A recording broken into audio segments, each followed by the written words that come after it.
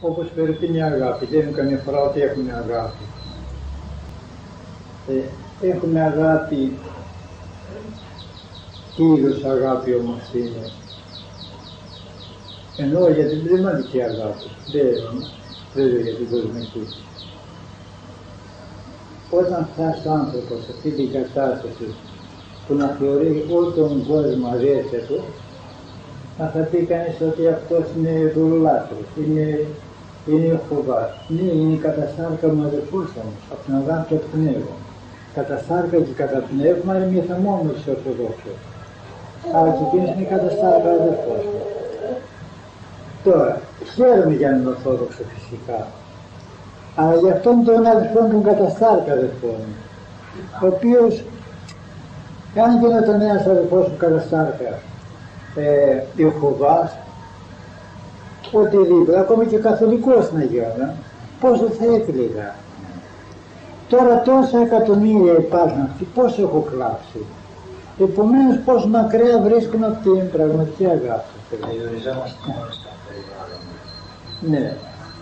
Τώρα, στο θέμα αυτό βοηθιέται όμως λίγο ο μοναχός και θα είναι αδικαιολόγητος ο μοναχός εάν δεν γεννηθεί σε αυτό. Διότι ο μοναχός επιβάλλεται να βγει από τη μικρή του οικογένεια να μπει στη μεγάλη οικογένεια, το Αδάμ του Θεού.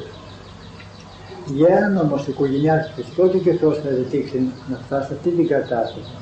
Πλην όμως ό,τι μπορεί να αποκτήσει και πάντοτε όπως και ένας μοναχός ενώ αγωνίζει δεν έχει φτάσει σε αυτή την κατάσταση και μια που δεν έχει φτάσει τουλάχιστον αισθάνεται και τον εαυτό του ότι βρίσκουν πολύ μακριά.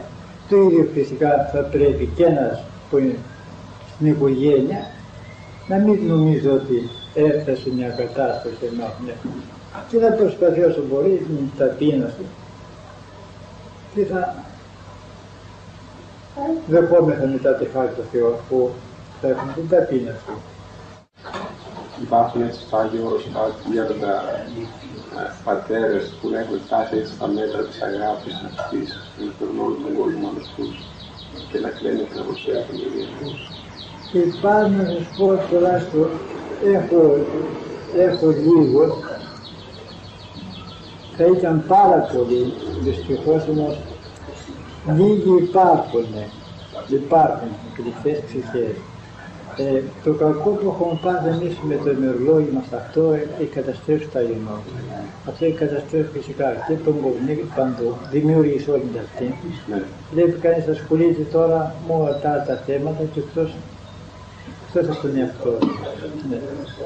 Και ενώ νομίζω ότι όταν κανείς ασχολείται με τον εαυτό του, τα άλλα βρίσκουν τον κανονικό ρυθμό. Τι είναι πάντα εκείνο που μας εμποδίζει έτσι να δούμε πράγματα τα οποία ήταν οι άλλοι άνθρωποι. Όπως προηγουμένως είπατε για αυτή την κοπέλα η οποία μέσα σε λίγο καιρό μέσα στο μοναστήρι είδε μυστήριος, συμμετείχε στο μυστήριο της Ιησούς Ευχαριστίας. Ενώ άλλες που ήταν χρόνια και νομίζω τι εμποδίζει, τι είναι εκείνο που εμποδίζει τον άνθρωπο να συμμετέχει στην αποκάλυψη των μυστηρίων. Πρώτα που αυτό που είδα σε αυτήν φυσικά είπε ότι ήταν μια εξαίρεση, μια αγάπη του Θεού που είχε αδικηθεί κατά κάποιον τρόπο και βλέπει την αγάπη του Θεού να εκείνη τον βασικά του. Αλλά το έδωσε ο Θεός φυσικά έχοντας υπόψη ότι δεν θα βλαφτεί και αυτή η ψυχή, γιατί υπήρχαν και προϋποθέσεις. Ναι. Και τι τώρα να το αντιμετωπίζει, να μην μπορεί να σκέφτεται πονηρά στις υποθέσεις. Η καρδιά να είναι καθαρή, ας πούμε. Έχει τέτοια ταπείνωση, τέτοια αγάπη. Και βασικά αυτό είναι η αγάπη και η ταπείνωση.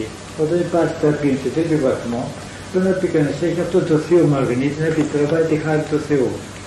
Ναι, δεν μπορεί, ναι. Πρέπει στους ταπεινούς δίδεται η χάρη. Είναι κανονισμένα, όπως είναι η πνευματική αιστεία αυτή. Και πνευματική. Πετάει αυτό κανείς ψηλά, όσο ψηλά το πετάξει, με τόσες δύναμη θα πέσει κάτω και δεν διακοπάει. Έτσι. Πολλές φορές μας λέει ο λογισμός, βλέπουμε έναν ενώ έχει μια τέτοια φαντασία στον εαυτό του και δεν βλέπουν να πέφτει κάτω. Εκεί είναι αυτό. Αλλά αυτό είναι πιο επικίνδυνο. Η πτώση γίνεται από πίσω, γίνεται ιωσφορική. Έχει φτάσει σε έπαρση. Πώς το είπατε αυτό? Βλέπουν πολλούς ανθρώπους. Ναι. Ενώ περιχανεύονται τόσο πολύ, Ναι. και μάλλον δεν είναι αυτό. Ενώ ο άλλος λίγο κάνει, λίγο περιχανευτό, σπάει τα μούτρα του. Ναι. Ναι. Ενώ ο άλλος με τόση φαντασία δεν είναι αυτό. Δεν βλέπουν να γίνει πτώση. Η πτώση γίνεται από την άλλη πλευρά, γιατί έχει φτάσει στην έπαρση. Δηλαδή βαθμολογείται, να πει κανείς. Έχει την ίδια αυτή με το Θεός φυλάξει, με το Σατανά.